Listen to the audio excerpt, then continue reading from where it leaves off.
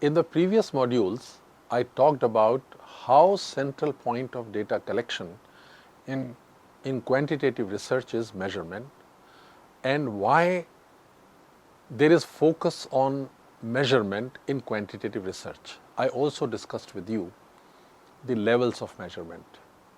Now, what is crucial is whether measures are reliable and whether they are valid, whether they are valid representations of the concepts they are supposed to be tapping. This brings us to the issue of reliability and validity of measures. Let us first take up the issue of reliability. Reliability is fundamentally concerned with issues of consistency of measures. In quantitative research, consistency is concerned with two fundamental issues.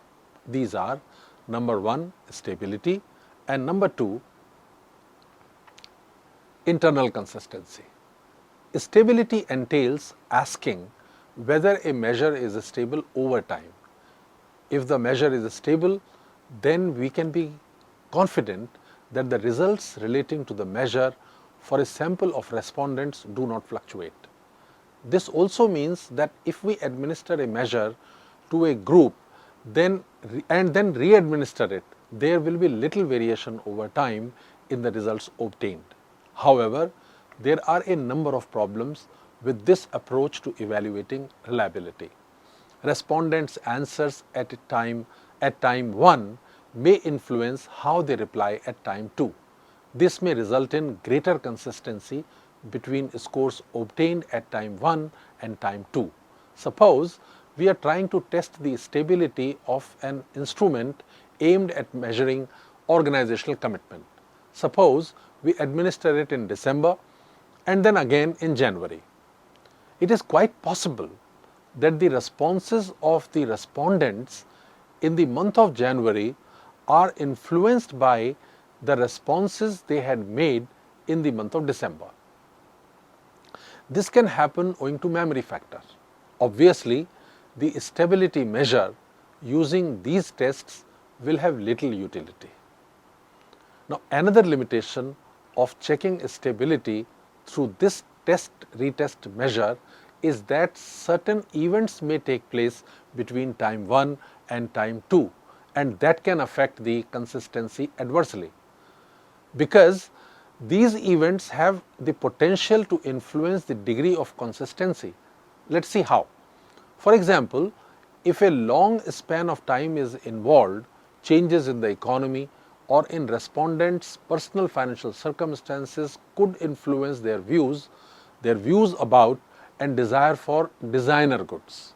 Perhaps for these reasons, many, if not most reports of research findings do not appear to carry out tests of stability. Let us now take up second issue of internal stability.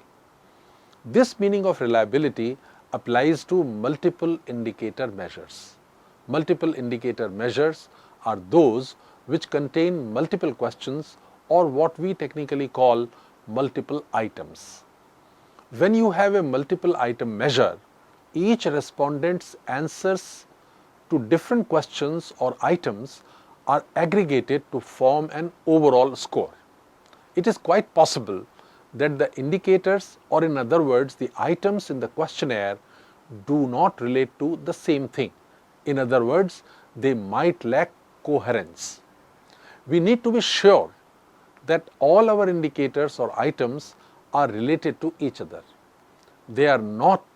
If they are not, some of the items may actually be unrelated to what we are trying to measure, and therefore the measure might be indicative of something other than what we intend to measure.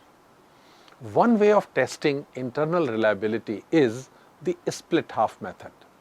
If suppose there are 10 items or indicators in a questionnaire, then these 10 indicators would be divided into two halves with 5 in each group. The indicators can be allocated to two groups either on a random basis or on an odd even basis. The degree of correlation between scores on two halves would then be calculated. In other words, the aim would be to establish whether the respondents scoring high on one of the two groups also scores high on the other group of indicators. The calculation of the correlation will yield a figure known as coefficient, and this coefficient varies between 0 and 1. 0 correlation is 1, it is one extreme, which means no correlation and therefore no internal consistency. On the other hand, 1 means perfect correlation and therefore complete internal consistency. It is usually expected that a result of 0.80 and above implies an acceptable level of internal reliability. Do not worry if this figure appears somewhat opaque. The chief point to carry away with you at this stage is that the correlation establishes how closely respondents' scores on the two groups of indicators are related among themselves.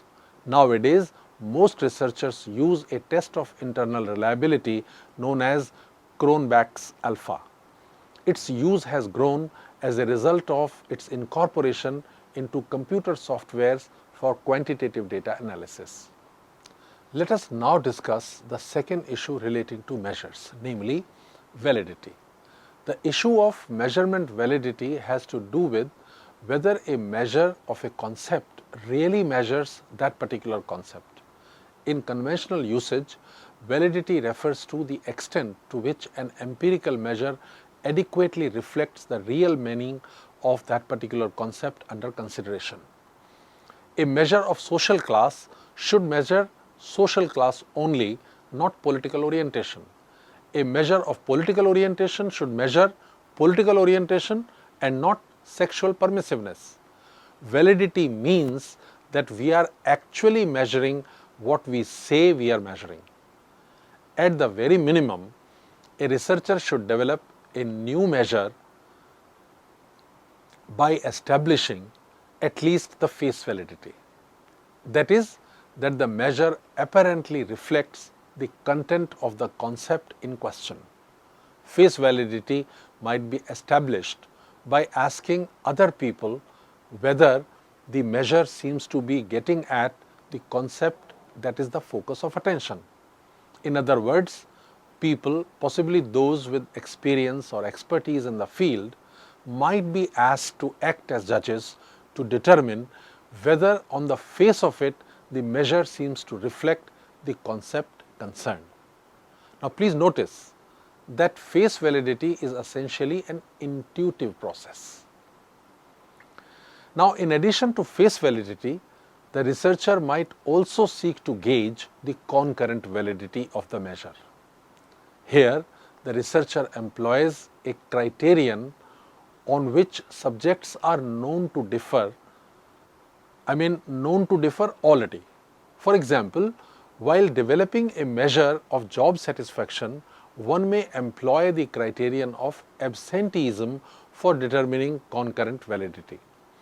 The idea is that subjects scoring high on job satisfaction should have lower absenteeism, and those subjects with low job satisfaction should have higher absenteeism. So this is concurrent validity. Another possible test for validity of a measure is predictive validity. For example, validity of a school board exams is shown in their ability to predict a student's success in college. The validity of written driver's test is determined in this sense by the relationship between scores people get on the test and their subsequent driving records. In these examples, college success and driving ability are the criteria. There is one more way to test the validity of a questionnaire-based measure. It is called convergent validity. Here, the validity of a measure is tested by comparing the measure being tested with other measures of the same concept developed through other methods. For example, if we develop a questionnaire measure of how much time managers spend on various activities such as attending meetings, touring their organization, informal discussions and so on, we might examine its validity by tracking a number of managers. Notice, by tracking a number of managers, by using a structured observation schedule to record how much time is being spent by these managers or different managers in various activities and their frequency. Now, having discussed various aspects of reliability and validity, I shall like to underline that it should also be borne in mind that although reliability and validity are analytically distinguishable, they are related because validity presumes reliability. This means that if your measure is not reliable, it cannot be valid. In the end, I shall like to conclude my discussion on the nature of quantitative research by highlighting major preoccupations of quantitative researchers. Essentially, there are 5 major preoccupations. First is quite obvious. I have been discussing it through all the modules. It is measurement. All concepts, their operationalization and understanding is based on well-specified techniques of measurement. Second preoccupation, or let's say a very strong focus of most quantitative research is on causality or seeking explanation. Quantitative researchers are rarely concerned with a mere description of how things are. They are keen to say why things are the way they are. Quantitative approach shares this particular feature with the approach of natural sciences. Thus, quantitative researchers do not confine themselves to mere description of a phenomenon, like say caste prejudice. They would not describe it merely in terms of how much prejudice exists in a certain group of individuals or what proportion of people in a sample are highly prejudiced or what proportion are largely lacking in prejudice. The quantitative researcher shall seek to explain caste prejudice in terms of what causes it. He may try to explain this phenomenon in terms of personal characteristics such as say levels of authoritarianism, or in terms of social characteristics such as say education or social mobility experiences. In reports of research, you will often come across the idea of independent and dependent variables, and this exposition in terms of dependent and independent variables reflects the tendency to think in terms of causes and effects. The third preoccupation of quantitative research is generalization.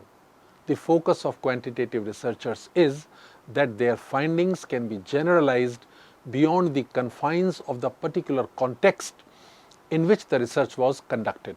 That is, their results can apply to individuals other than those from whom the data were collected in the study. For this purpose, they employ sophisticated methods to have representative samples, mostly what is known as probability sampling. You can learn about it from books on the subject. I cannot discuss this particular thing right now owing to paucity of time. Fourthly, yet another preoccupation of quantitative researchers is replication. In natural sciences, the norm is that scientists' biases and prejudices must not influence his research process or its findings. As a check, scientists therefore seek to replicate, that is to reproduce each other's experiments. If there is a failure to replicate and a scientist's findings cannot be reproduced, serious questions would be raised about the validity of his or her findings. Likewise, quantitative researchers in social sciences also often regard replication, or more precisely the ability to replicate, as an important ingredient of their activity.